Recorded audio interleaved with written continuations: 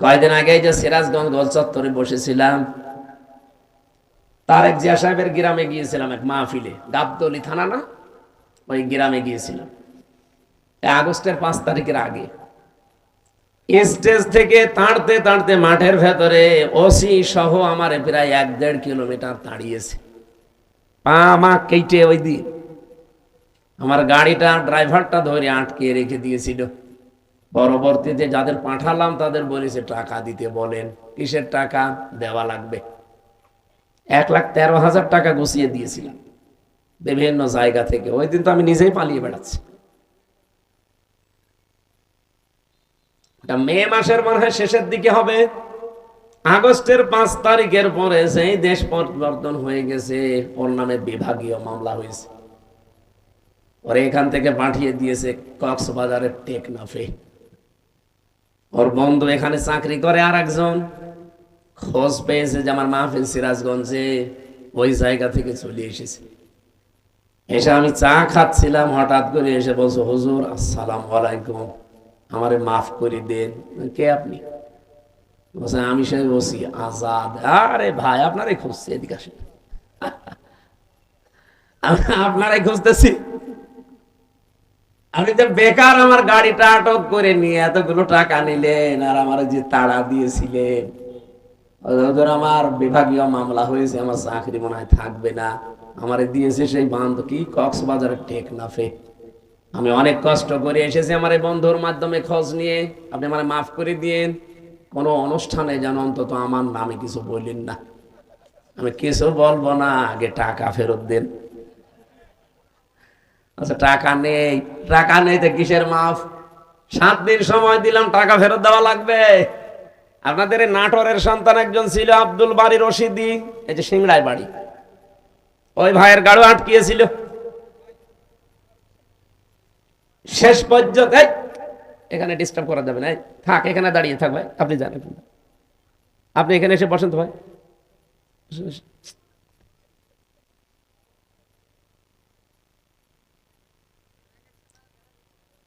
কথা বলা যাবে না ভাই। ওনারা যেই বলেছে ভাই 7 দিন সময় দিলাম, টাকা ফেরত দেওয়া লাগবে না, তা কিন্তু আমি এখন যে ডিএমপি কমিশনার আছে সাজ্জাদ হোসেন, আমি কিন্তু জায়গা মতো বলবো, আত্মীয় আমার, হুজুর টাকা দিয়ে দেব। 7 দিন পরে 1 লাখ টাকা ফেরত দিয়েছে। বাংলাদেশের মনে হয় এটাই প্রথম ইতিহাস যে পুলিশ টাকা ফেরত দেয়। আমি তো এর আগে পুলিশ টাকা ফেরত দেয় শুনিও নি, দেখিও নি, তা আমি অলরেডি পেয়েছি। আর 13,000 হুজুর এটা মাফ করাই লাগবে, যা তোর মিষ্টি খেতে দিলাম। ওই যে পুলিশ দাঁড়িয়ে আছে। পুলিশ কারো কাছ থেকে টাকা নিলে ফেরত দেয়, এটা প্রথম ইতিহাস। এখন ওই টাকা যে ফেরত দিল, আমি কি জোর করে নিয়েছি নাকি আমার টাকা আমি নিয়েছি বলেন? এইরকম করে যারা এই 15.5 বছরে বহু টাকা বিভিন্ন জায়গায় দখল করে নিয়েছিলেন, ওই টাকা এখন আমাদের ফেরত দেন। আমি আশা করছেন কি বোঝাতে চাই আপনি বুঝেছেন। সুতরাং যারা এতদিন মাল কামিয়েছেন, বাংলায় বললাম, এই টাকাগুলো যার কাছ থেকে নিয়েছেন তার ফেরত দিয়ে দিন। নাই তো সে আপনার কাছে যে নেবে, তখন তার নামে আপনি বদনাম বের করবেন, উনি জোর জবরদস্তি করে, চাঁদাবাজি করে, চাঁদাবাজি করেছে, তার জিনিস ফেরত দিয়েছে। এরকম যত জায়গায় যার জিনিস ছিল সবগুলো ফেরত দেন। ইসলামী ব্যাংক যাদের, তারা ফেরত পেয়েছে। আরো কিছু আছে, আমরা চাই সবগুলো তার ফেরত দিয়ে দেন, নিজে দুনিয়া থেকে মুক্ত হন।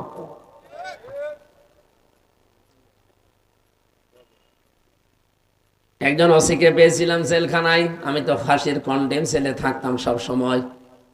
উনি আমার এসে একদিন বলছো, হুজুর আপনি তো তওবার কথা বলেন। আমি ওখানে ভেতরে ওই ওয়াক্তীয় নামাজ পড়াতাম, আমার পেছনে নামাজ পড়ার জন্য অনেকে আসতো। নামাজের পরে 2-3 মিনিট করে কথা বলতাম। একদিন তাওবার বিষয়ে কথা বললে উনি আমারে বলছে, হুজুর আমি একটা তাওবা করেছি, দেখেন তো আমার তাওবা হয়েছে কিনা। কি? সেই যে নির্বাচন গেল, আমি বাইরে ছিলাম, এখন আমার 8 বছর জেল, একটা হত্যা মামলার। আমি ওই সময় রাত 12টার পর থেকে আমার লোকজন নিয়ে ভোট কাটা আরম্ভ করেছিলাম। ফজরের আজান পর্যন্ত কাজ কাম করিয়ে সব জায়গা মতো পাঠিয়ে দিয়েছি। এরপরে গোসল করার পরে ওযু করে 2 রাকাত তাওবার নামাজ পড়ে বললাম আস্তাগফিরুল্লাহ। আমার এই তওবা কি হয়েছে? না না, আপনার ইয়ার কি হয়েছে? এটা কি তওবা বলে? আপনি কি আল্লাহর কাছে দোষ করেছেন যে আস্তাগফিরুল্লাহ পড়ছেন? আপনি তো দোষ করেছেন হামজার কাছে। একটা এমপি বানাতে 3.5 লাখ 4 লাখ হামজা লাগে, হামজার বউ লাগে। এই কথা বলছেন কেন? আপনি তাদেরটা নিজে সব একা দিয়ে দিলেন, আর এখন বলছেন আস্তাগফিরুল্লাহ। আপনার মাফ হতে পারে, তাওবা কবুল হতে পারে যদি বের হওয়ার পর ওই 3.5 লাখ 4 লাখ হামজা আর হামজার বর কাছে যে বলবেন যে এই ভুল করে ফেলেছিলাম, আমারে মাফ করে দিন। তারা মন থেকে যদি বলে ঠিক আছে মাফ করে দিলাম, আপনি মাফ পাবেন। আর তারা যদি বলে না কিসের মাপ, আপনাকে আমরা থাপড়াবো, প্রত্যেকে একটা করে থাপ্পড় দেবো, তাই খাবেন। কি কথা বলছেন কেন? কারণ দুনিয়ায় বিচার যদি না হয়, কিয়ামতের দিন আল্লাহ নিজে বিচার করবে। কারণ আপনি যারা আল্লাহর হক নষ্ট করেননি, হক নষ্ট করেছেন, হক বলে বান্দার হক। কিন্তু আপনার জন্য আমার আফসোস, আপনি হয়তো 8 বছর জেল খাটার পরে বের হয়ে যাবেন, বের হয়ে দেখবেন অনেক হামজা দুনিয়া থেকে মারা গেছে। কি অনেক হামজার বউ দুনিয়ায় নেই, তারাও মারা গেছে। আপনি তাদের কাছে মাফ চাবেন কি করে? এটা আপনার জন্য সবচাইতে বড় ভয়ঙ্কর বিষয়। 15.5 বছরে যারা অবৈধ সুখ পেয়েছেন, একটা আপনার জন্য 70টা অপমান অপেক্ষা করছে। এই কথা বলে না, আমি এটা বানিয়ে বলছি। সূরা আলাম নাসরা 5 এবং 6 নম্বর আয়াত বাড়িতে মিলিয়ে দেখবেন এই কথাগুলো আছে।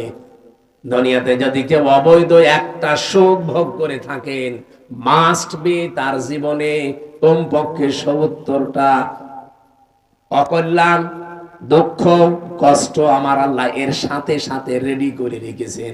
এই জন্য আল্লাহ মার পরেই দিয়েছেন ওসর। আল্লাহ মাটা না দিলে অর্থ হয়ে যেত ইন্নাল উসরি ইসরা, অর্থ হয়ে যেত। কেন আল্লাহ ইন্নার পরে মা দিলেন? আমি চিন্তা ভাবনা করে কোরআন পড়ি, আন্দাজে কোনো বিষয় আমার ভেতরে যায় না, আমি পড়িও না ওইভাবে যে আমি পড়িয়েই যাব, আন্দাজে না, যে কোনো শব্দ নিয়ে আমি চেষ্টা করি এর একেবারে নিচে যাওয়ার। আমার এই ছোট্ট মাথার ভেতরে এখন এই গবেষণাটা এসেছে, দুনিয়ায় যদি কেউ একটা অবৈধ সুখ ভোগ করে থাকেন, আল্লাহ পাক দুনিয়া আখিরাত মিলে আপনাকে অপমান করবে কমপক্ষে 70টা। এতদিন যারা এগুলো ভোগ করেছেন, বলেন তো এই 15.5 বছরে যদি 50টা সুখ ভোগ করে থাকেন, তাহলে এক একটা 70টা হলে 50টা সুখ ভোগ করলে কতগুলো অপমান? হ্যাঁ, 350, 3,500, 3,500 দুঃখ, কষ্ট, অপমান ও কল্যাণ আপনার দুনিয়াতে আখেরাতে মিলে আল্লাহ দান করবে। তারপরে চট করে ঢুকে পড়বেন, অবশ্যই এখনই চট করে চলে আসবে। আরে ভাই, এতগুলো দুঃখ আপনি কে নেবে? আপনার কি, আপনার তো বাবা নেই, বাবা কি ভোগ করবে? আপনার জীবনে ভোগ করা লাগবে। এক একটা সুখ ভোগ করার কারণে কি সুখে ছিলেন এবার নিজে মিলান। 15.5 বছরে যারা সুখ পেয়েছেন, একটা অবৈধ সুখের কারণে 70টা করে কষ্ট আপনার পেছনে লেগে আছে। এই জন্য মা আছে, যারা আরবি গ্রামার বোঝোদের জিজ্ঞাসা করেন। আমি আবার বলছি, দুনিয়াতে সত্যি যদি আমরা কেউ আল্লাহর জন্য কষ্ট পেয়ে থাকি, মানবতার জন্য কষ্ট পেয়ে থাকি, রাসূলুল্লাহর জন্য কষ্ট পেয়ে থাকি, একটা কষ্টের জন্য কমপক্ষে দুনিয়া আখিরাতে 70টা সুখ আল্লাহ রেডি করে রেখেছে।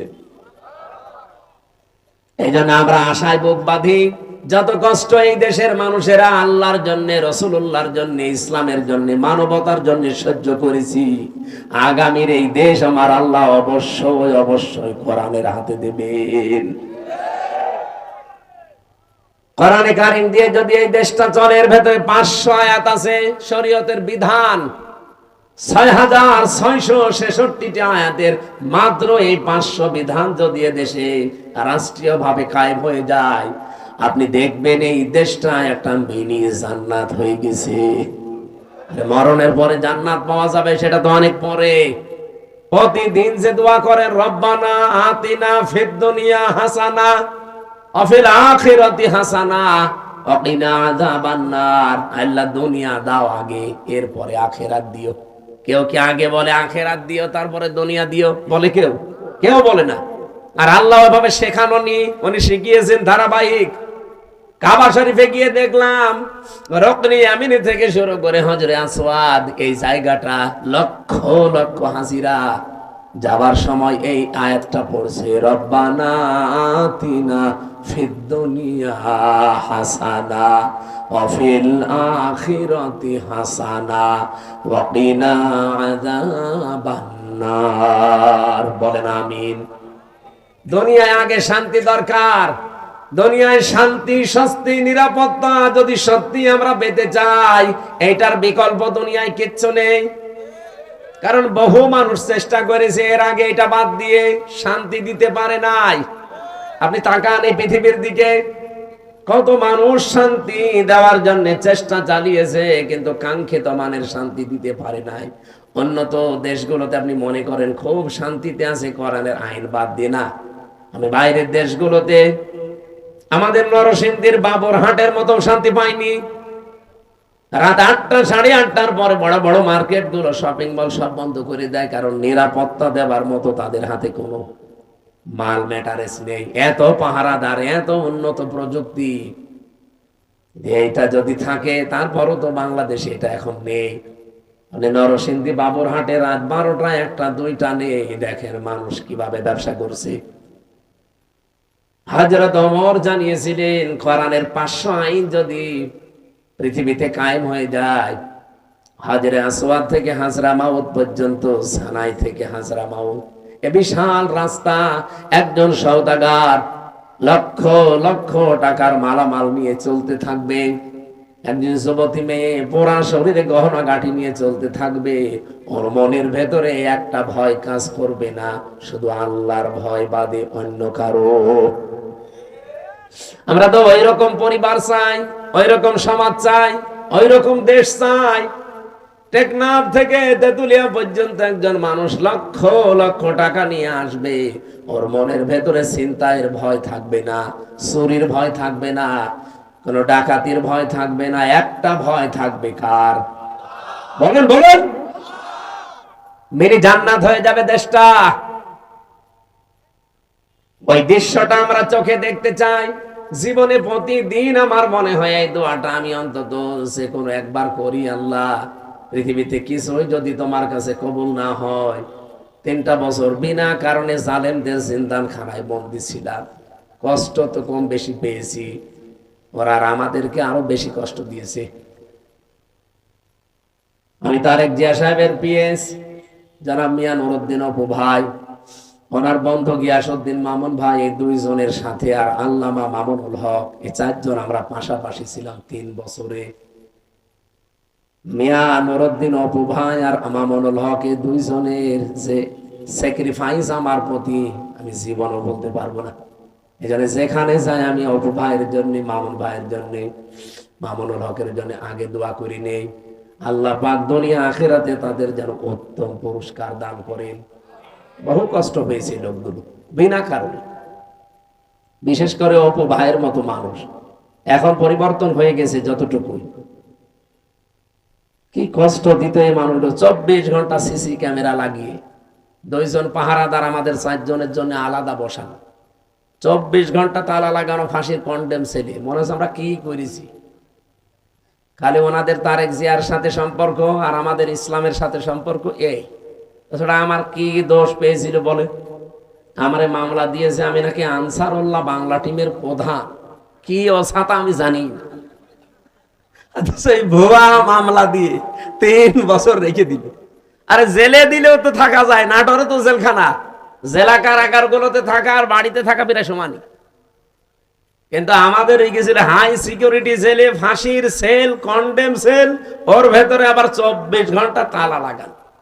কিছু পড়তেও দিত না। একবার কারারক্ষী দেবদুল্লাহ বললাম যে স্যার একটা বই নিয়ে এসে দিতে পারেন না? হুজুর আমার সুন্দর সুন্দর বই আছে, একটা নিয়ে দেব। এসে দেখি দিয়েছে বঙ্গবন্ধুর আত্মজীবনী। এটা পড়ি করবো কি? না, অনেক জ্ঞান আছে এর ভেতরে, পড়িছিলাম। পড়াটা কি করবো, কোনো বই নেই তো, সারাদিন সারা রাত ওই বই। কয়েকদিন পরে থেকে আবার দায়িত্বে এসেছে, বললাম যে ওই বই শেষ হয়ে গেছে, আর একটা ভালো বই নিয়ে এসে দেন। এবার নিয়ে এসে বঙ্গবন্ধুর ছেলেবেলা। আপনি আর বই পান না? ওখানে বঙ্গবন্ধু কর্নারে শুধু এই বই আছে। পরের দিন আর একটা বই দিল, বঙ্গবন্ধুর চীন সফর। রাগ করে বললাম আপনি আর কোনো বই নিয়ে আসবেন না। আপনি যদি পারেন, হিন্দু মানুষ তো, আপনার কাছে তো বলে লাভ নেই, কোন মুসলমান কারারক্ষী অন্তত দায়িত্বে আসুক। আশরাফুল বলে একজন আসলেন, ওর এখানে নাম লিখা, মনে করলাম যাক, এরা আর কিছু না খান, হালকা পাতলা ইমান তো আছে। বললাম যে ভাই আপনি একটু তাফসীর নিয়ে এসে দেন তো। সারাদিন এই বসে থাকা 24 ঘন্টা তালা লাগান, আপনি তো সূর্যের আলো নিতে দেন না। আল্লাহর ইশারা দুইটা তাফসীর নিয়ে এসেছে দেখি, ফিজিলালিল কোরআন আর তাফহিমুল কোরআন। এই পৃথিবীতে 42টার উপরে তাফসীর আছে, সবচাইতে বেশি আমি ভালোবাসি এই দুইটা তাফসীরকে, আর আল্লাহও মিলিয়ে দিয়েছে এই দুইটাই।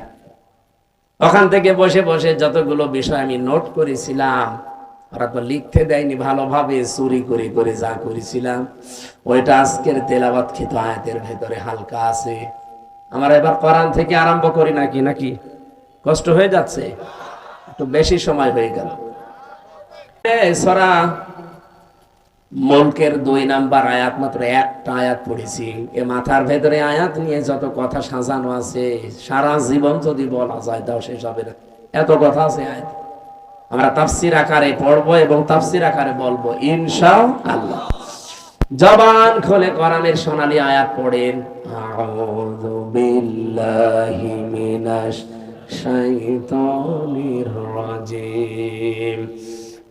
বিসমিল্লাহির রহমানির রহিম। الذي خلق الموت والحياة ليبلوكم أيكم أحسن عملا وهو العزيز الغفور صدق الله العظيم। কোন সূরা জানো? মুলক। মুলক মানে রাজত্ব, মুলক মানে আমরা যাই ভাবি, যাই করি না কেন, যাই চিন্তা ভাবনা আমাদের থাক, বিভিন্ন রাজনৈতিক দল করার কারণে আলাদা চিন্তা ভাবনা থাকতে পারে, কিন্তু রাজত্বের আসল মালিক কিন্তু আল্লাহ। এটা আপনাকে বিশ্বাস করা লাগবে। যদি এর ভেতরে অন্য কেউ ঢোকে আপনি মুশরিক। এই কথা বলেন, রাজত্বের মালিককে ক্ষমতায় পৃথিবীতে কেউ দিতে পারবে না। আপনাকে ক্ষমতায় দিতে পারবে শুধুমাত্র আমার আল্লাহ। আপনার যদি অন্য কোন বিশ্বাসের ভেতরে ঢোকে যে না আমেরিকা আমারে পারবে, ভারত আমারে পারবে, জনগণ আমারে পারবে, আল্লাহর কসম আপনার ঈমান শেষ, আপনি মুশরিক হয়ে গেছেন। কিয়ামতের দিন আমল লাখ লাখ যদি মানুষের কমও থাকে, কিন্তু ঈমানটা যদি তার নির্ভেজাল থাকে, আমার আল্লাহ তারে মাফ করে দেবে। আমল আপনি গাড়ি গাড়ি করেছেন, কিন্তু ঈমানের ভেতরে যদি ভেজাল থাকে, ওয়াকাদিমনা ইলা মা আমিলু মিন আমালিন ফাজআলনাহু হাবাআম মানসুরা। এই পৃথিবীতে কোন মানুষ যদি শিরিক যুক্ত আমল নিয়ে আল্লাহর কাছে হাজির হয়, যে এই দেখেন, ওর আমলটা দেখার পরে আল্লাহ ধুলি কণার মতো ওর মুখের উপরে নিক্ষেপ করবে। আল্লাহর এক বান্দা আয়াতটা নিয়ে চিন্তা করছিলেন। এক বাজারে গেছে বাজার করার জন্য, হঠাৎ বাজারওয়ালা দোকানদারকে 100 টাকার একটা নোট দিয়ে বাজারগুলো সদাইগুলো দিয়ে দেন। মানে এভাবে উলট পালট করে বলছে হুজুরে টাকা চলে না, অচল টাকা। এর মাঝে যে একটা দাগ থাকার দরকার ওটা নেই, এটা জাল টাকা, ভেজাল, আপনি নিয়ে যান, অন্য সময় দিয়ে যাবেন। যেই বলেছে এটা জাল অচল, উনি সেন্সলেস হয়ে গেছে। লোকজন এসে বলেছে দোকানদার এই লোকটাকে মেরেছেন, বলছে না, ওর হোশ ফেরান। পানি দিয়ে বাতাস দিয়ে যখন হুঁশ ফিরিয়ে এসেছে, পরে জিজ্ঞাসা করছে, ভাই আপনি অজ্ঞান হয়ে গেলেন কেন? লোকটা বলছে, দেখেন ওকে আমাকে কিচ্ছু বলে নাই, মারিও নাই, বকা বকিও করে নাই, শুধু টাকা দিয়েছিলাম। টাকাটা উলট পালট করে বলছে এটা জাল টাকা, অচল, চলে না। আমার জীবনে একটা ধাক্কা লেগেছে যে আমারও তো একটা টাকার নোট আছে, তার নাম হায়াত। তার নাম কি বলেন বলেন? আমার তেলাওয়াত কিন্তু আয়াতের দ্বিতীয় শব্দই কিন্তু এটা, আল্লাযী খালাকাল মাউতা ওয়াল হায়াতা। আল্লাহ বলেন আমি তোমাদের মউত আর হায়াত বানিয়েছি। লোকটা ডাক দিয়ে বলছে আমারও একটা হায়াত আছে, একটা নোট আছে টাকার, তার নাম এই 50, 60, 70 বছরের হায়াতের জিন্দেগি। আমি যদি এখনই মারা যাই, রব্বুল আলামিন যদি আমার হায়াতটা হাতে করে বলে বান্দা এটা অচল, চলে না। এর ভেতরে শিরিকের কিছু দেখতে পাচ্ছি, এর ভেতরে মানুষ ঠকানো আমল দেখতে পাচ্ছি। এইরকম ভেজাল আমল দিয়ে, এরকম ভেজাল জীবন দিয়ে আমার জান্নাতে যাওয়া যাবে না। এই চিন্তা করে আমি সেন্সলেস হয়ে গেছি। ও নাটোরবাসী, আমরা কোথায় আছি বলেন তো? তারাও তো মানুষ ছিল। কুল্লু নাফসিন যায়িকাতুল মাউত ওয়া ইন্নামা তুওয়াফাউনা উজুরাকুম ইয়াউমাল কিয়ামাহ। সূরা আলে ইমরান 4 নাম্বার পারা 13 নাম্বার পৃষ্ঠা 13 নাম্বার লাইনের 185 নাম্বার আয়াতের প্রথম অংশে আছে। এটা তাফসীর ইবনে কাসিরে পাবেন। রব্বুল আলামিন বলেন প্রত্যেকেই কিন্তু মারা যাবে। এদিকে তাকান। এখানে যারা আমরা আছি খুব বেশি হলো আর 60 বছর, 70 বছর, খুব বেশি হলো 100 বছর পরে একজনও থাকবেন না। নতুন মানুষ এই জায়গায় এসে জমিন চাষ করবে, কথা বলেন না কেন? তার মানে 100 বছর পরে আমরা যারা এখানে আছি, নারী পুরুষ সবাই কবরের বাসিন্দা। মাত্র 100 বছর। আর যদি 200 বছর পরে আপনি এই নাটোরের এই জাঠিয়ান এলাকায় এসে যদি বলেন এই বাড়ি আমার, ওই বাড়িতে ওই সময় যারা বসবাস করবে তারা আপনাকে চেনে না কি? আর আপনিও তাদেরকে চেনেন না, কিন্তু বাড়ি ঘর আপনার, আপনি চিনতে পারছেন। এখন এসে যদি বলেন এই বাড়ি আমার, আল্লাহর কসম আপনাকে ঢুকতে দেবে না। আমি আমার নিজেরটা বলছি, এই যে কোরআন আমার সামনে, আমি জেলখানায় গিয়ে এগুলো আরো বেশি উপলব্ধ করতে পেরেছি, কারণ একা একা থাকতাম। আমার বাবার নাম রিয়াজউদ্দিন, তার বাবার নাম জাহান আলী, তার বাবার নাম নমাজ আলী। এরপরে আমি আর চিনি না, সত্যি কথা বলছি, এরপরের পুরুষ আমি আর চিনি না। আর আমি নমাজ আলীকে দেখি নাই, আমি জাহান আলী পর্যন্ত দেখেছি। এখন এই নমাজ আলীর বাবা মাত্র 70-72 বছর আগে মারা গেছে। এই লোকটা এখন যদি এসে বলে কুষ্টিয়ায় এই 2 তলা বাড়ি আমার, এই ভিটা আমার, ওর দাঁত মুখ খুলে ফেলবো না? ভণ্ডামি করা যায়? কিসের নমাজ আলীর বাপ আপনি? আমি তো নমাজ আলীকে চিনি না। এক কথা বলছেন না কেন? বলেন তো আমার বাবা রিয়াজউদ্দিন, জাহান আলী, নমাজ আলী, তারপরে আমি চিনি না। আমি তাও 3 পুরুষ পর্যন্ত বললাম। এ ভাইরে জিজ্ঞাসা করেন তো, 3 পুরুষও পারবে না? খুব 2টা পারবে মনে হয়। তাহলে ওনার 3 পুরুষের আগে 4 নাম্বারটা যদি এখন এসে নাটোরে ওনার বাড়িতে বলে যে এটা তো আমার বাড়ি ছিল, আমি এখানে থাকতে চাই, কসম আল্লাহর যত বড় দাড়ি হোক ও বাড়ি উঠতে দেবে না। বলবো আপনার জায়গা না থাকলে মসজিদে থাকেন, সকালবেলা চলে যান। এই যে পাশের জেলা রাজশাহী, 3 দিন আগের ঘটনা কি ঘটেছে দেখেছেন? 4টা ছেলে মেয়ে ডক্টর, অথচ ট্রেনের নিচে মাথা দিয়ে মরে গেল। 4টা ছেলে মেয়ে, 8 মাস আগে তার বউটা মারা গেছে। না, আমি শুধুমাত্র ওই ছেলে মেয়েকে দোষ দেই না, ও বাবারও দোষ আছে। কারণ কোরআনে কারিমের যে নির্দেশগুলো ছিল সন্তান হওয়ার পরে 11টা, আপনি খালি জন্ম দিয়ে ছেড়ে দেবেন তা না। ওই 4টা ছেলে মেয়েকে যদিও কোরআনে বর্ণিত 11টা শিক্ষা দিত, যে বৌমা 2টার কারণে লোকটা আত্মহত্যা করলো, ওই রকম বউ ছেলেরা 14টা বাদ দিয়ে দিত। আমাদের জাতির পিতা হযরত ইব্রাহিম আলাইহিস সালাম তার সন্তান ইসমাইলকে বলেছিলেন যে তোমার ঘরের চৌকাঠটা পাল্টিয়ে ফেলো, তার মানে তোমার এই বউর আচরণ ভালো না। এরে পাল্টিয়ে ফেলো। উনি কিন্তু বুঝে ফেলেছিলেন যে বাবার মনে দুঃখ দিয়েছে, এই জন্য এখানে একটা মাসলা বের হয়। আপনার বাবা যদি ইসলামী কোনো কারণে আপনার বউ বাদ দিয়ে দিতে বলে, বাবার কথা অনুযায়ী বউ বাদ দেওয়া যায়, কিন্তু 4 কারণে।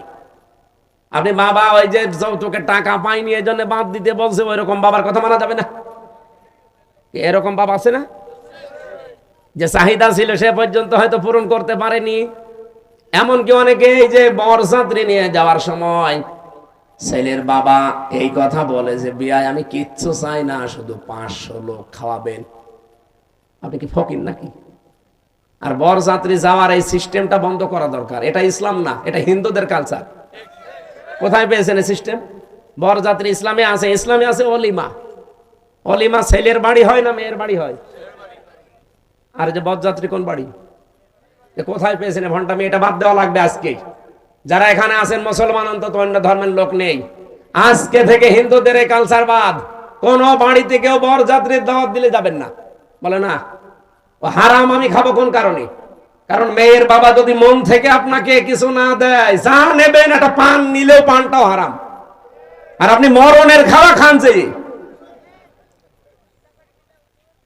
10 পিস করে গোস্ত খায়, তারপরও বলে না কিছুই হয়নি। তোর হবে কি করে? ও তো রাক্ষস। বরযাত্রী যাওয়া যাবে? গিয়েছেন কোনদিন? এটা বন্ধ করা লাগবে। অলিমা করবেন, অলিমা করা যায় যাচ্ছে। আমি এই কথাটা 3-4 বার বলতাম না, কারণ আমার ছেলে নেই, আমার 3টা মেয়ে, আমার আবার বাঁচা লাগবে না। যদিও ইসলামেও আছে, তারপরও আমার নিজেরও বাঁচা লাগবে ভাই। বারবার করে বলছি বরযাত্রী যাওয়া, অলিমা করা হয় ছেলের বাড়িতে, ছেলের বাবারা বুঝুক না। এই যে এই লোকটা ট্রেনের নিচে মাথা দিয়ে মরে গেল, এই যদি ছেলে মেয়েকে আল্লাহর পরে মা বাবার স্থান, এটা যদি কোরআন থেকে হাদিস থেকে ছোটবেলা থেকে শেখাতো এই দিনটা, তাহলে এই 2টা ছেলে ওর বউ দরকার হয় বাদ দিয়ে দিত, তারপরও বাবাকে ভাবে বাড়ি থেকে বের করে দিত না। লোকটা সারাদিন বাড়িতে জায়গা পায়নি, শেষ পর্যন্ত স্টেশনে না খেয়ে সারাদিন ছিল, সকালবেলা যে মরে গেছে। এরকম সন্তান যেন কারো না হয়। আরে সন্তানের তো শুধু দোষ না ভাই, আপনি ওইভাবেই তৈরি করেছেন তাকে। আল্লাহর পরে যে আপনার স্থান সে তো জানেই না।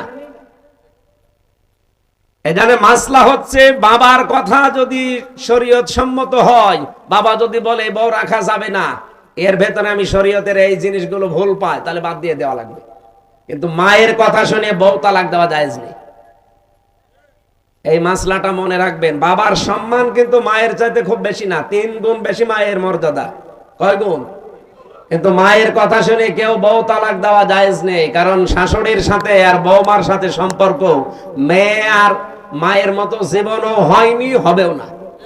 আর যেখানে হয় সেটা একেবারে সোনায় সোহাগা। শাশুড়ি যারা এসেছেন, বৌমা যদি আপনার ছেলেকে ভালোবাসে বেশি, তার সাথে অন্তত অন্তরঙ্গ থাকে বেশি। অনেক শাশুড়ি বলে আমার বৌমা আমার ছেলের দখল করে ফেলেছে। আরে আপনার তো নামাজের সেজদায় পড়ে শুকরিয়া আদায় করা দরকার যে আপনার ছেলে অন্তত শুধু বউ নিয়ে ব্যস্ত থাকে, অন্য জায়গায় লাইন করে না। ছেলের সুখের জন্য একটু ছাড় দেওয়া যায় না? এখানে যারা শাশুড়ি বসে আছেন, অবশ্যই আপনাকে ছাড় দেওয়া লাগবে, কারণ আপনার ছেলের সুখের জন্য 10 মাস 10 দিন আপনি কষ্ট করেছিলেন, 22 থেকে 25 বছর একাধারে কষ্ট করলেন। এখন আরেকজনের হাতে অন্তত সে আছে, তার সুখের জন্য একটু স্যাক্রিফাইস করা লাগবে আপনাকে। এরকম শাশুড়ি আমরা চাই। এরকম মা আমাদের দরকার নেই। এই মার এদিকে মন পাওয়া যায় না, ওদিকে বউর মন পাওয়া যায় না, শেষে আমরা রোগী হয়ে যাই। এরকম পরিবার দেশে নেই, বলেন নেই না? সম্মানিতা শাশুড়ি যারা আছেন, আপনাদের আমি হাতে পায়ে ধরে বলছি, আপনার বৌমার সাথে আপনি মেয়ের মতো ব্যবহার করেন। পরিবারে হালকা শান্তি আনতে হলে এটা আপনার লাগবে। খালি খাই নাই এ করে করে যে অশান্তি তৈরি করে রাখেন ছোটখাটো জিনিস নিয়ে। হয়তো বৌমার জন্য 1000 টাকার যে একটা শাড়ি কিনেছে, মায়ের জন্য 800 টাকা দিয়ে 200 টাকা কম বেশি, এই ঝগড়া চলছে। আমি কি বেশি বলে ফেললাম? এরকম পরিবার দেশে নেই? আপনি মনটা উদার করতে পারেন না যে আমি তো সারা জীবন অন্তত ভোগ করেছি, এখন যুবতী মেয়ে ওরা করুক। আর আপনার বাইরের মানুষ, তো আপনার ছেলের অন্তরঙ্গ, হয়তো শান্তিতে থাকলে আপনার ছেলেও শান্তিতে থাকবে। বহু পরিবার এরকম অশান্তি দেখি শুধুমাত্র এই শাশুড়ির ছোট মনের কারণে। নাকি নাটোরে আমার মনে হয় বেশি বলা হয়ে গেল। আছে এরকম মানুষ, আমি জানি। সম্মানিতা মা বোন যারা এসেছেন, বিশেষ করে পুত্রবধূ, আপনি আর 100 বছর পরে বললাম তো থাকবেন না। আল্লাহর কসম, দুনিয়া যেহেতু থাকার জায়গা না, শাশুড়িকে নিজের মায়ের মতো ভাবতে শুরু করেন আজকে থেকে। তো মুরব্বী মানুষের কিছু উল্টা পাল্টা হতেও পারে, নিজের মা বাবা ভুল করলে তো মাফ করে দেন। আর অন্যের মা এখন মনে করছেন শাশুড়ি তো আমার মা না, কিছু হলে স্বামীর কানে তুলে দেন, তার মনটাও তো খারাপ হয়ে যায়। আর আমি নিজে একজন স্বামী, যত স্বামী এখানে বসে আছে প্রত্যেক স্বামীর পক্ষ নিয়ে বলতে পারি, আপনি যদি সত্যি আমার মন চান, আমার মাকে বাবাকে নিজের মা বাবার মতো আপনাকে মনে করা লাগবে। নাই তো জীবনও আপনি আমার মন পাবেন না। হয়তো উপরে আপনাকে ভালোবাসবো আমার ছেলে মেয়ের কারণে, কিন্তু জীবনও আপনি আমার মন পাবেন না। আশা করছি এটা একটু ছাড় দেবেন, নিজের মা বাবার মতো আপনি মনে করে দেখেন, দেখেন পরিবারটা একটা মিনি জান্নাত হয়ে যাবে। বিশ্বনবী জানিয়েছেন, পরিবার যখন কোন স্ত্রী লোক মারা যায় এ অবস্থায় যে তার স্বামী তাকে দেখে বলেছে, না আমার বউ কিন্তু সত্যি আমার মন মতো ছিল, নবীজি বলেন এই স্বামী স্ত্রীর লাশ দেখে যদি গ্যারান্টি দিতে পারে ওই স্ত্রী জান্নাতি। নামাজ পড়ে নাই, রোজা রাখে নাই, পর্দা করে নাই, কথাগুলো এখানে নেই। খাদিজাতুল কুবরার পুরা জীবনী পড়লাম, জীবনে এক ওয়াক্ত নামাজ পড়েননি, একটা রোজা রাখেননি, জীবনে একদিনের জন্য পর্দায় থাকেননি, জীবনে একটা হজও করেননি, একটা টাকা যাকাতও দেননি। কিন্তু তাকে আমার আল্লাহ নিজে সালাম পাঠিয়েছেন। একজন মাত্র মহিলা পৃথিবীতে যাকে আল্লাহ নিজে সালাম দিয়েছেন, আর নিজে জান্নাতে ঘর বানিয়ে তার জন্য সুসংবাদ পাঠিয়েছেন এই একটা মাত্র মহিলা। অথচ জীবনে কোনোদিন নামাজে এক ওয়াক্ত পড়েননি, একটা রোজা রাখেননি, জীবনে একদিনের জন্য পর্দায় ছিলেন না। কারণ কি? কারণ এগুলো সব নাজিল হয়েছিল তার ইন্তেকালের পরে। কথা বোঝেন? এই বিধানগুলো সব নাজিল হয়েছিল তার ইন্তেকালের পরে, এজন্য উনি করতে পারেননি। কিন্তু আল্লাহ তাকে সালাম দিয়েছেন এবং ঘর জান্নাতে বানিয়ে আলাদা তার জন্য পাঠিয়েছেন। এমন একটা ঘর খাদিজার জন্য আল্লাহ বানিয়ে রাখলেন যে ঘরের ভেতরে কোনো নয়েজ নেই, কোনো আওয়াজ নেই, গোলমাল মুক্ত। তার জীবনী পড়তে গিয়ে আমি ব্যাখ্যায় পেয়েছি এটা একটাই মাত্র কারণ। কি? একটাই মাত্র কারণ, হযরতে খাদিজাকে আল্লাহ জান্নাত দেওয়া, সালাম দেওয়া, যে জীবনে কোনোদিন তিনি স্বামীর মনে একদিনের জন্য দুঃখ দেয়নি। স্বামী যখন বাইরে থেকে আসতো ঘরটা নয়েজ মুক্ত রাখতেন, আওয়াজ মুক্ত রাখতেন, একটা নির্মল শান্ত পরিবেশ তৈরি করে দিতেন ঘরটায়, মনে হচ্ছে বাইরে থেকে এসে জান্নাতে আছে। আল্লাহ এত খুশি হয়েছিলেন স্বামীর এই আচরণটাই, নিজে সালাম তো পাঠিয়েছেন, আবার জান্নাতে ওরকম একটা আলাদা ঘর বানিয়ে সুসংবাদ পর্যন্ত দিয়েছে। আমি নিজে স্বামী সহ যত স্বামী এখানে বসে আছি, আমি গ্যারান্টি দিয়ে বলতে পারি, একটা স্বামী এখন হাত তুলতে পারবেন যে জীবনে কোনোদিন একদিনের জন্য আমার স্ত্রী আমাকে একটা দুঃখ দেয়নি? হাত তোলেন তো। নেই।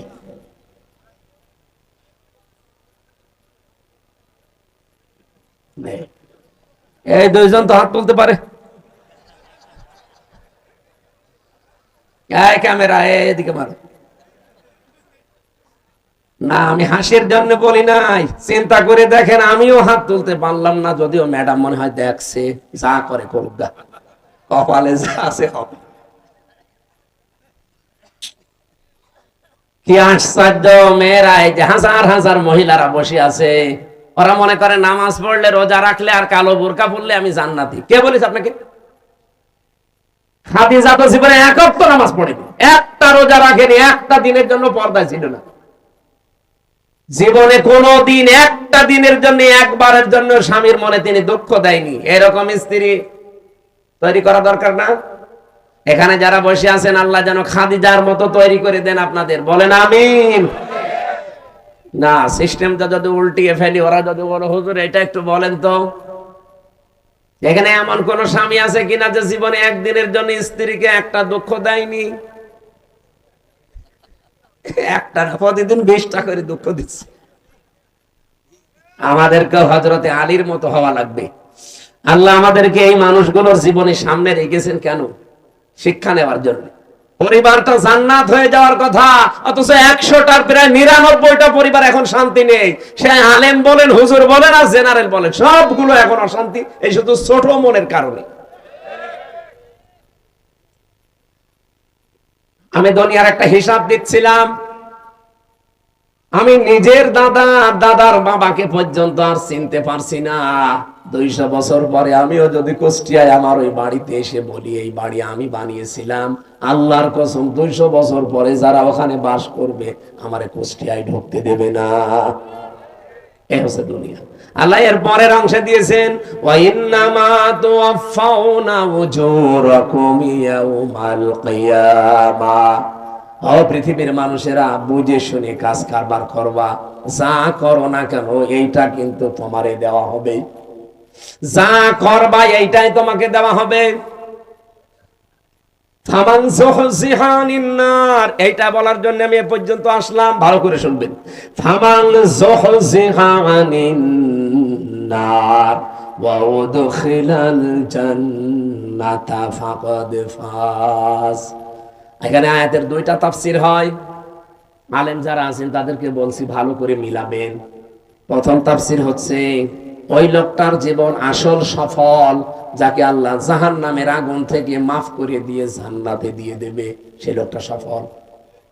আরেকটা তাফসীর হচ্ছে, পৃথিবীর ময়দানে যতদিন সে বেঁচে আছে, জাহান্নামের কাজগুলো যখন আস্তে আস্তে ছেড়ে দিয়ে জান্নাতের কাজের দিকে আস্তে আস্তে এগিয়ে যেতে পারে, তখন সে যেন মনে করে আমি সফল হচ্ছি। আগে নামাজ পড়তো না, এখন ধরেছে। আগে সুদ খেতো, এখন ছেড়ে দিয়েছে। এরকম কাজ কারবার গুলো যখন আপনি জাহান্নামের কাজ একটা একটা করে ছেড়ে দিয়ে জান্নাতের কাজের দিকে এগিয়ে যেতে পারবেন, আপনি মনে করবেন আল্লাহ পাক আমাকে জীবন সফল করে দিচ্ছে। আপনি বলেন তো, হচ্ছে আপনার জীবন এটা? না। আগে বিড়ি খেতেন না, এখন আরো খান। আগে সুদ খেতেন না, এখন খান। এমনকি এখানেও আমার মনে হয় এমন এমন মানুষ বসে আছে, সুদের টাকা ছেড়ে দেয়। 1000 টাকা দিলে 100 টাকা বেশি দেয়। এরকম মানুষ টাকা ছেড়ে দিয়ে রেখেছে, সেই টাকা ওয়াজ শুনে যে তুলবে, এরকম মানুষ নেই। অলরেডি টাকা ছেড়ে দিয়ে এসেছে, ওয়াজ শেষ করে কালকে যে ওই টাকা তুলবে, সুদের টাকা। নাকি এলাকা এখনো শুরু হয়নি? তা কারা কারা সুদের টাকা ছেড়ে দেবেন হাত তোলেন তো। তা দাঁড়িয়ে মানুষ, আপনি কয় টাকা ছেড়েছেন? না, যারা এগুলো ছেড়েছেন আপনি না খেয়ে মরে যান ভাই। সুদের টাকা খাওয়া আর মায়ের সাথে জেনা করার সমান। আরো জোরে বলেন নাউযুবিল্লাহি মিন যালিক। আল্লাহ আমাদের হেফাজত করুন, আমিন। আমাল হায়াতুদ দুনিয়া ইল্লা মাতাউল গুরুর। আল্লাহ বলেন পৃথিবীর এই জমিনটা, পুরা জীবনটাই ধোঁকা। এটা পুরাটা খেল তামাশা, এটা প্রতারণা ছাড়া দুনিয়ার মানুষ কিচ্ছু না। এখনো টের পাচ্ছ না? আমি হামজা যদি এখনই এই অবস্থায় মরে যাই, আপনারা হয়তো খবর পাঠিয়ে দেবেন বাড়িতে যে হামজা মারা গেছে। আমার স্ত্রী, আমার ম্যাডাম কাঁদতে কাঁদতে বেহুশ হয়ে যাবে। আমি জানি, এত ভালোবাসি। হয়তো 2-3 দিন, 5 দিন, 7 দিন খাওয়া দাওয়া হাফ হয়ে যাবে, খেয়ে না খেয়ে পার করবে। 4 মাস 10 দিনের ভেতরে দেখবেন সব স্বাভাবিক হয়ে গেছে। কি তাহলে আমার নিজের একা না, প্রত্যেকের জীবনে এটা 4 মাস 10 দিনের ভেতরে ঠিক আমার শ্বশুর ম্যাডামরে নিয়ে অন্য জায়গায় বিয়ে দিয়ে দেবে। কি মাত্র 4-5 দিন সংসার করার পরে ওর বাবার কল দিয়ে বলবে, আব্বা হামজা তো আর কি ছিল, এখন যেটা দিয়েছে এটা 100 গুণ ভালো। এই হচ্ছে দুনিয়া। আল্লাহ এটা আমাদের বুঝিয়েছেন যে আমাল হায়াতুদ দুনিয়া ইল্লা মাতাউল গুরুর। যে হায়াত শব্দটা আছে না, এইটার ব্যাখ্যা করার জন্য আমি আয়াত পড়লাম। আপনাদের কষ্ট হচ্ছে নাকি ভাই? আর আধা ঘন্টা থাকা যাবে না? অনেক ব্যস্ত মানুষ আছে তো, এই জন্য আমি তাড়াতাড়ি করছি। এরা আবার চলে যাবে তো। আমার ভাইরা, আল্লাহ রাব্বুল আলামিন শুরু করলেন আয়াতের শুরু থেকে দেখবেন আল্লাযী খালাকাল মাউতা ওয়াল হায়াতা, আমি এমন আল্লাহ কি তোমাদের মউত আর হায়াত আমি বানিয়েছি। এবার চিন্তা করেন, আল্লাহ আয়াত শুরু করার আগে কিন্তু হায়াত আগে দেননি, আগে দিয়েছেন মউত। কি দিয়েছেন? মুফাসসিররা তাফসীর করতে গিয়ে লিখেছেন, আল্লাহ পাক মানুষকে জানাতে চেয়েছেন, পৃথিবীর মানুষেরা পৃথিবীর যত উপরে ওঠো না কেন, এই কথা সব সময় মনে রাখবা যে আমার মরা লাগবে। কি করা লাগবে? আমি প্রধানমন্ত্রী না, আমি সারা পৃথিবীরা যদি মডেল হয়ে যায়, এই চিন্তা সব সময় পেছনে রাখবা যে আমার মরা লাগবে। তাহলে দুনিয়ার জীবনটা পরিচ্ছন্ন থাকবে। তোমার মৃত্যুটা এত কঠিন বিষয়, এই পৃথিবীর কোন মানুষকে যেহেতু ছাড়েন নাই, শ্রেষ্ঠ মানুষের নাম আমরা জানি মুহাম্মাদুর রাসূলুল্লাহ, তাকে পর্যন্ত মরণ ছেড়েছে। তাকে কিন্তু অফার দিয়েছিল আজরাইল এসে যে যতদিন থাকতে চান আপনি থাকতে পারবেন দুনিয়ার হায়াতে, এরপরে যখন আপনার ইচ্ছা হবে তখন আপনাকে আমি নিয়ে যাব। নবীজি জিজ্ঞাসা করলেন, ভাই আজরাইল, যদি আমি সত্যি থাকতে চাই কতদিন? যতদিন ইচ্ছা পারবে, তারপরে মরা লাগবে। কারণ কুল্লু নাফসিন যায়িকাতুল মাউত, এটা সবার জন্য। বিশ্ব নবী তখন ডাক দিয়ে বলেন, ফেরেশতা, মরা যদি লাগে তখন এই নশ্বর দুনিয়ায় আমি আর থাকতে চাই না, আমার মাবুদের কাছে আমারে নিয়ে চলো। হযরতে আজরাইল নিজে বর্ণনা করেন যে আমি শুধুমাত্র তার বুকের উপরে হাতটা রেখেছিলাম, বিশ্ব নবী মুহাম্মদুর রাসূলুল্লাহ চিৎকার দিয়ে বললেন, হাত সরাও। হাতটা সরিয়ে ফেলেছি। ফেরেশতা বলে, হুজুর, আমি আজ পর্যন্ত পৃথিবীতে কারো কাছে জান কবজের অনুমতি চাইনি, আজকেই প্রথম। আপনি হাত সরাতে বললেন, আমি কিন্তু জানি আল্লাহর পরে আপনার স্থান। এত আসানে এত সহজে দুনিয়ায় কাউকে আমি কবজ করি নাই, যত আসানে শুধু হাতটা রেখেছিলাম। নবীজি বলেন, আজরাইল, এটাই যদি তোমার হাত রাখা হয়, মনে হচ্ছে উহুদ পাহাড় আমার বুকের উপরে রেখে দিয়েছে। আমি মুহাম্মদের শরীরে পৃথিবীর মানুষের তুলনায় ৭০ জন মানুষের শক্তি আমার শরীরে। এত শক্তি আল্লাহ আমার এই শরীরে দেওয়ার পরে তোমার হাত রাখলে যদি আমি হাত সরাতে বাধ্য করতে পারি, যে আমার আর সহ্য হয় না, উহুদ পাহাড় মনে হচ্ছে। আমার গুনাহগার উম্মত যারা দুর্বল, এদের কি আচরণ করবা? যত কষ্ট আছে দুনিয়াতে মরণের, সব আমার বুকের উপরে আজকে দাও। আমার এতিম উম্মত যারা আমার পরে দুনিয়ায় থাকবে, এদের মরণে এত কষ্ট দিও না। হযরতে আজরাইল ওই দিন একটা গ্যারান্টি দিয়েছিলেন, নবী আপনি চিন্তা করবেন না, আপনার উম্মত যদি পৃথিবীতে কোরআনে কারীমের সূরা বাকারার 255 নাম্বার আয়াত, যেটা আয়াতুল কুরসি, এখানে 10টা ক্ষমতার কথা আছে আল্লাহর। আমি এমনিতে এটা সূরা মুলক পড়ি নাই। মুলক মানে ক্ষমতা, মুলক মানে রাজত্ব। এখানে 10টা বিষয় আছে। এই 10টা বিষয় যদি কোনো মানুষ নিজে পড়তে পারে ফরজ নামাজের পর, আর এই 10টা বিষয় যদি তার প্র্যাকটিক্যাল লাইফে আমল থাকে, এর উপরে যদি জীবন চালাতে পারে, আমি ফেরেশতা গ্যারান্টি দিলাম, মায়ের স্তনে মুখ লাগিয়ে মানুষ যেভাবে ঘুমিয়ে যায়, ঠিক ওইভাবেই সে ঘুমিয়ে যাবে। এরকম মরণ আমাদের দরকার নেই, বলেন? আয়াতুল কুরসিটার আমল চালাবেন, আর আপনি দেখবেন এর ভেতরে কি আছে। আমার যদি আয়াতুল কুরসির আলোচনা আজকে থাকতো, এই 10টা বিষয়ের ক্ষমতার বিস্তারিত বর্ণনা বলতাম। শুধু হাদিসটা বললাম, ফরজ নামাজের পরে সালাম ফিরিয়েই পড়বেন, আস্তাগফিরুল্লাহ, আস্তাগফিরুল্লাহ, আস্তাগফিরুল্লাহ 3 বার, আল্লাহু আকবার 3 বার, আল্লাহুম্মা আনতাস সালাম ওয়া মিনকাস সালাম, এটা একবার। আর আয়াতুল কুরসি কিছু না পড়লেও এগুলো মাস্ট বি পড়বেন। আর আস্তে আস্তে যদি এগুলো বুঝতে পারেন যে কি বলছেন, জীবনে যত বেশি সেট করতে পারবেন আপনার চলার প্র্যাকটিক্যাল লাইফে, জীবন চলার পথে, আপনি দেখবেন আপনার জীবন পরিচ্ছন্ন হতে আছে। ওই যে ফামানসু হুসিহানিন নার ওয়া উদখিলাল জান্নাতা ফাকাদ ফাস, আপনাকে সফল আল্লাহ করে দেবে।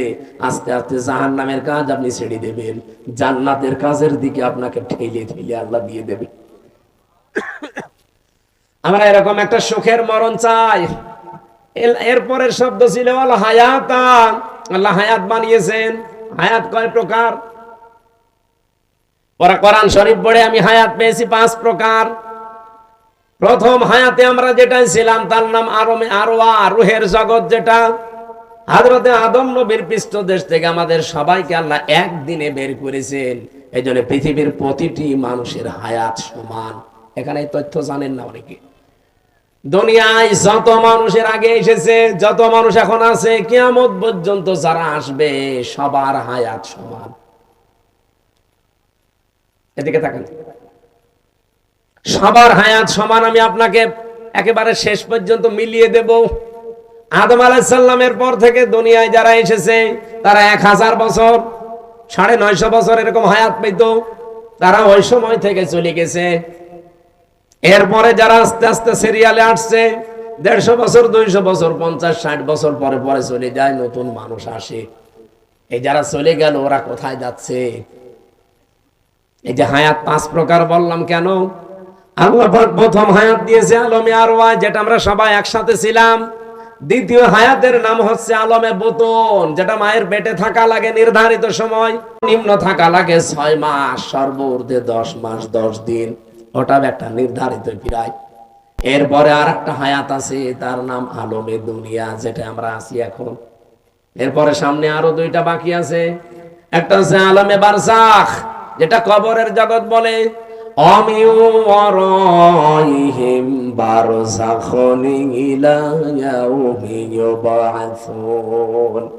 তোমাদের এরপরে একটা পর্দার আড়ালের জগৎ আসতেছে, তার নাম বারজাখ, কবর। এরপরে তোমাদের ওঠা লাগবে আলমে আখেরাত, আখেরাতের জগতে। কয়টা পেলাম জগৎ?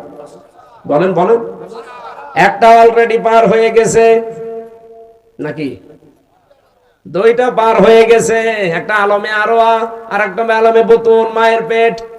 সামনে আর 2টা বাকি আছে, মাঝখানেরটায় আছি। আরে আগে 2টা গেলে পরে 2টা থাকলে মাঝখানেরটায় থাকা যায় না। এবার একেবারে কিয়ামতের আগের 5 দিন আগে যে লোকটা আসবে দুনিয়ায়, সেও তো মারা যাবে। কথা বলে না কেন?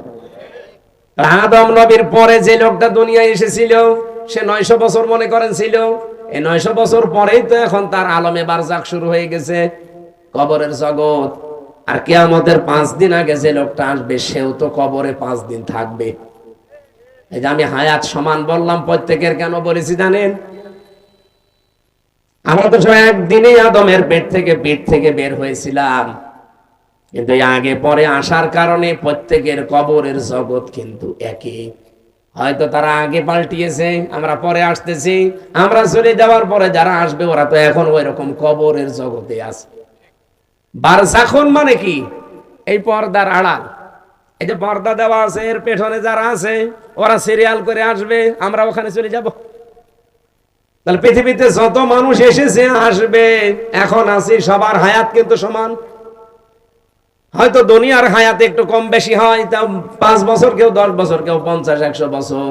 কিন্তু আলমে আখেরাতের যে জগৎ, বারজাখের জগৎ, আলমে যেটা ওই যে কি আরওয়ার জগৎ, রুহের জগৎ, এগুলো সবার জন্য সমান। এই 5টা হায়াত আল্লাহ আমাদেরকে দিয়ে বলেন কেন দিলাম? এই মাঝখানের হায়াতটা জানো, দুনিয়ার জগৎ যেটা, লিয়াবলুয়াকুম আইয়ুকুম আহসানু আমালা। আমি আল্লাহ দেখতে চাই তোমাদের ভেতরে এই ছোট্ট হায়াতে সবচাইতে ভালো কাজ কে করে আসতে পারো। আল্লাহ কি কাজ দেখতে চেয়েছেন? আল্লাহ আকসারু আমালা দেয়নি যে বেশি কাজ, না, আল্লাহ ভালো কাজ চাই। বিশ্বের অন্যান্য দেশে ঘুরলাম, তারা যতটুকু কাজ করে কাজটা ভালো করে, এজন্য টেকসই হয়। আমাদের দেশে কাজ বেশি হয়, কাজটা ভালো হয় না, এজন্য টেকসই হয় না। বঙ্গবন্ধু টানেলে এখনই পানি আরম্ভ হয়েছে। পরশুদিনও আমি আসলাম, চট্টগ্রামের বঙ্গবন্ধু টানেলের নিচ দিয়ে এখন পানি উঠতেছে বাম পাশ দিয়ে। 100 বছরের টার্গেট নিয়ে বানানো। এই যে পাবনার উপরের এই যে কি ব্রিজ যেন, এটা কত বছর চলছে বলেন? ওর নিজের মেয়াদ শেষ হয়ে গেছে, তারপরও যা সেটাই আছে। আপনার তো কাজ আল্লাহ বেশি চাই না, দুনিয়ায় কাজ চাই, ভালো কাজ। কি চাই? আল্লাহ জানে আকসারু আমালা দেয়নি যে বেশি বেশি কাজ করো না, কাজ আপনি অল্প করেন, কিন্তু কাজটা যেন, আরো জোরে বলেন, আহসানু আমালার ব্যাখ্যায় আমি আর একটা জিনিস পেয়েছি।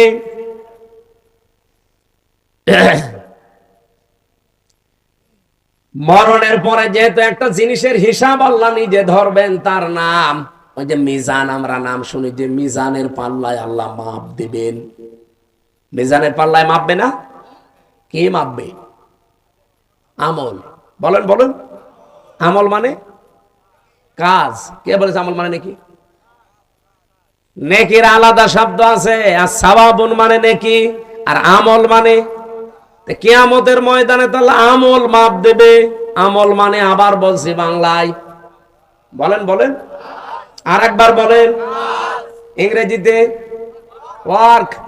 খুব ভালো করে এই বিষয়টা নিজের সিরিয়ালে মিলাবেন, আপনার জীবন পাল্টিয়ে যাবে। আল্লাহ বেশি কাজ চাইনি, ভালো কাজ চেয়েছে। কেন? যেহেতু মরণের পরে আপনার কাজ মাপা হবে। আমার এবার প্রশ্ন এই দুইজনের কাছে, আর এখানে যারা আছে আলেমরা তাদের কাছে। সারা জীবনই শুনে আসলাম যে কিয়ামতের দিন আল্লাহ মাপ দেবে আমল কাজ। আর কি দিয়ে মাপবে? মিজানের পাল্লা দিয়ে। মিজানের পাল্লা মানে দাড়ি পাল্লা। এটা শুনিন, কিয়ামতে যে আল্লাহ মাপবে কিসের পাল্লায়? দাড়ি পাল্লায় মাপবে। কোরআন হাদিসে কোন জায়গায় পড়িয়েছেন যে দাড়ি পাল্লায় আল্লাহ মাপবে? আর আপনার কমন সেন্স নেই? এই যে এই স্টেজটা যদি এই ভাইকে বলি এটা একটু মেপে দেন, উনি দাড়ি পাল্লায় তুলে দেবে। এটা মাপার জন্য আলাদা একটা যন্ত্র আছে। কি দিয়ে মাপবে? ফিতা দিয়ে। কথা বলছেন না কেন?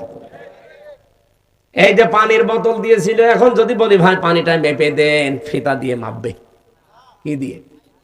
ওটা দাড়ি পাল্লা আছে, স্ক্যান আছে। আমার এখন শহর এসেছে, ওনারা যদি বলি ভাই মেপে দেন, পানির বোতল দিয়ে দেবে। কি দিয়ে? প্রত্যেকটা জিনিস দুনিয়াতে পরিমাপ করার যন্ত্র আছে। প্রতিটি জিনিস মাপ দেওয়ার আলাদা আলাদা যন্ত্র পাবেন, আর আলাদা আলাদা তাদের নামও আছে। এ পর্যন্ত বোঝেন কিনা? কিয়ামতের দিন যেহেতু আল্লাহ আমল মাপবে আমরা সবাই জানি, আর আমল মাপে দাড়ি পাল্লা দিয়ে যে 5 কেজি কাজ, কাজ কোনোদিন 5 কেজি হয়? তাহলে কি মাপবে? যেহেতু আমল আল্লাহ মাপ দেবে, এটা দাড়ি পাল্লা দিয়ে কেউ আমল মাপে না, কোনো পাগলও মাপে না।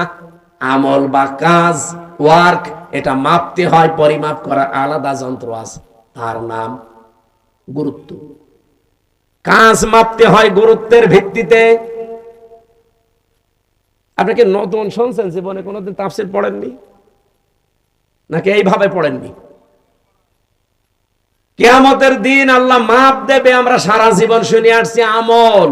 আর মাপ দেবে কিসে? মিজানের পাল্লায়। মিজান মানে যত তাফসীর আছে, যত অভিধান আছে আরবি পৃথিবীতে যত আছে নিয়ে আসেন। কোন জায়গায় মিজান মানে দাড়ি পাল্লা লেখা আছে? আছে। মিজান মানে মানদণ্ড, মিজান মানে ন্যায় বিচারের প্রতীক। এই জন্য হাইকোর্টে দেখেন সরকার একটা দাড়ি পাল্লা টাঙিয়ে রেখেছে, দেখেননি? হাইকোর্টে গিয়েছেন কোনোদিন? দাড়ি পাল্লা টাঙানো আছে। দাড়ি পাল্লা মানে কি? জামাত ইসলামের দাড়ি পাল্লা না। সরকার দেশের মানুষকে বোঝাতে চায় যে বাংলাদেশের কোন জায়গায় যদি ন্যায় বিচার না পাও, এই হাইকোর্টে আসলে ন্যায় বিচার পাবে। এই দেখো তার প্রতীক, দাড়ি পাল্লা দিয়ে দুই দিকে পাল্লা, একটাকে একদিকে ঝোলা আছে, সমান্তরাল করা, একেবারে সমান সমান। এখানে এসে ন্যায় বিচার পাবা, এটা ন্যায় বিচারের প্রতীক। কোরআনে কারিমে আল্লাহ এরকম একটা আয়াত দিয়েছেন, সূরা হাদীদের 25 নম্বর আয়াত। লাকাদ আরসালনা রুসুলানা বিল বাজ্জিনাত ওয়া আনসালনা মাআহুমুল কিতাবা ওয়াল মিজান লিয়াকুমান নাসু বিল কিসতি। এখানে 3টা বিষয় আছে। অবশ্যই আমি দুনিয়াতে রাসূল পাঠিয়েছি, 1 নম্বরে। 2 নম্বরে তাদের সাথে মিজান দিয়েছি। মিজান মানে মানদণ্ড, ন্যায় বিচার করার জন্য মানুষের ভেতরে মানদণ্ড কি হবে সেটা আমি দিয়েছি, তার নাম কি? তাহলে এখানে মিজান মানে মানদণ্ড, ন্যায় বিচারের একটা পথিকের নাম মিজান। আর আমরা সবাই এখন জানলাম, যারা শিক্ষিত মানুষ জিজ্ঞাসা করে দেখেন, প্রত্যেকেই বলবে কাজ মাপতে হয়, আমল মাপতে হয়, এটা দাড়ি পাল্লা দিয়ে না, এটা মাপতে হয় গুরুত্বের ভিত্তিতে। আপনি কাজটা গুরুত্বপূর্ণ কিনা সেটা আল্লাহ দেখবে। এখানে গুরুত্বপূর্ণ কি কাজ বলেন? এই যে স্টেজের গুরুত্বপূর্ণ হচ্ছে খুঁটি আর সামিয়ানা। এই খুঁটি আর সামিয়ানা যদি না থাকে, গুরুত্বপূর্ণ এই দুইটা, এই স্টেজের কোনো দাম আছে? আর কেউ স্টেজ বলবে? কিন্তু গুরুত্বহীন অনেক জিনিস এখানে আছে। কি? এই যে এখানে যে রেহালটা আছে, এটা যদি না থাকে কেউ স্টেজ বলবে না? এই যে মাইকটা আছে, এই টেবিলটা আছে, এখানে যে সামিয়ানা দিয়ে রেখেছেন সুন্দর করে, যে লাল কার্পেট, এগুলো যদি না থাকে, ফুল দিয়েছেন, লাইট দিয়েছেন, বলেন তো এগুলো গুরুত্বপূর্ণ না গুরুত্বহীন?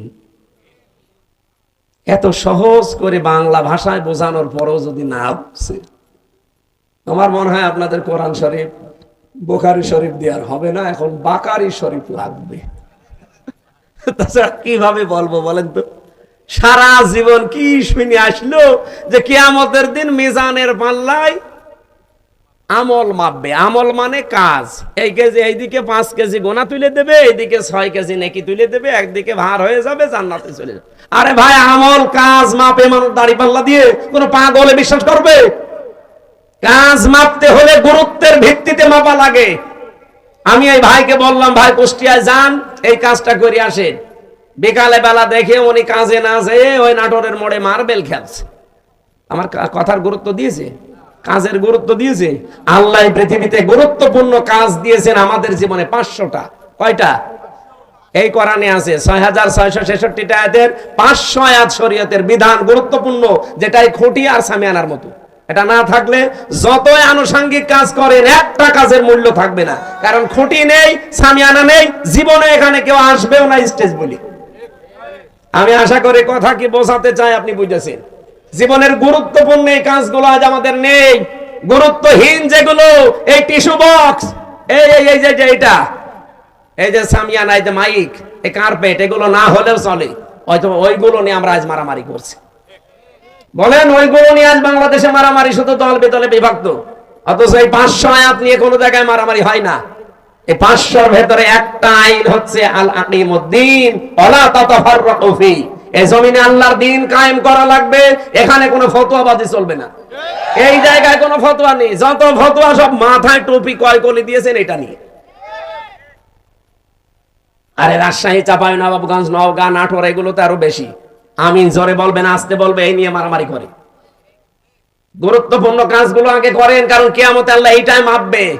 মানুষের কাজ মাপতে হয়, আমল মাপতে হয়, গুরুত্ব কি, গুরুত্বের সাথে গুরুত্বহীন না গুরুত্বপূর্ণ, এইটা আল্লাহ দেখবে। আল্লাহ আমাদেরকে যেহেতু গুরুত্বপূর্ণ কাজ করার জন্য 4টা বিষয় আমি এখানে পেয়েছি। কোন কাজ আপনি আমি ভালো মনে করলে হবে না, এটার জন্য শর্ত 4টা। কাজটা ভালো কিনা শর্ত কয়টা? 1 নম্বরে কাজের জন্য জ্ঞান থাকা লাগবে, যেটা আমরা আরবিতে এলেম বলি। যে কোনো কাজ হাতে নেওয়ার আগে দেখতে হবে ওই বিষয়ে লোকটা জ্ঞানী কিনা। বাংলাদেশে এমন এমন মন্ত্রী ছিল, সারা জীবন পড়েছে আইন নিয়ে, আর তারে দিয়েছে খাদ্য মন্ত্রী, ওই যে টাকটা, গম চুরি করিস। আরে ভাই, যে বিষয়ে পড়েছে আপনি তারে সেই বিষয় দেন। ও পড়লো সারা জীবন আইন নিয়ে, ওরে আপনি খাদ্য দিয়ে রেখেছেন, ও খাদ্যের কি বুঝবে? আমার কথা কি রাগ হচ্ছে? 2 নম্বরে নিয়ত থাকা লাগবে। এটা দুনিয়ার লোক দেখানোর জন্য আপনার হলে হবে না, এটা হওয়া লাগবে কার জন্য? এই জন্য যারা কালেমা পড়ে লা ইলাহা ইল্লাল্লাহ, তাদেরকে আল্লাহ শিখিয়েছেন, তুই বল, কুল ইন্না সালাতি ওয়া নুসুকি ওয়া মাহইয়ায়া ওয়া মামাতি লিল্লাহি রাব্বিল আলামিন। সূরা আনআম 8 নম্বর পারা, 9 নম্বর পৃষ্ঠা, 9 নম্বর লাইনের 163 নম্বর আয়াতে আছে, তাফসীরে ফি জিলালিল কোরআন। আল্লাহ বলেন, নবী আপনি বলেন, আমার নামাজ, আমার কোরবানি, আমার বেঁচে থাকা, আমার মরে যাওয়া দুনিয়ার কারো জন্য না, সব আমি আল্লাহর জন্য করি। নিয়তটা পাকাপাকি করা লাগবে, লোক দেখানোর জন্য করলে হবে না ভালো কাজ। 3 নম্বরে ধৈর্য লাগবে। কি লাগবে? আর এখন মুসলমানদের সবচাইতে বড় সম্পদ এখন পৃথিবীতে এইটা, ধৈর্য ধারণ করা লাগবে। বাংলাদেশে অনেক ষড়যন্ত্র চলছে বিভিন্ন কায়দায়, ধৈর্য ছাড়া এখন আর উপায় নেই। আমি ষড়যন্ত্রের নামগুলো বলতে পারলাম না। 4 নম্বরে ইখলাস লাগবে। কি লাগবে? যতগুলো তথ্য এখানে আমি লিখেছি, এটা যদি একটা একটা করে সিরিয়াল করে বলতে যায়, এখন তো 11:30, এত রাত পর্যন্ত কথা বলা ঠিক না।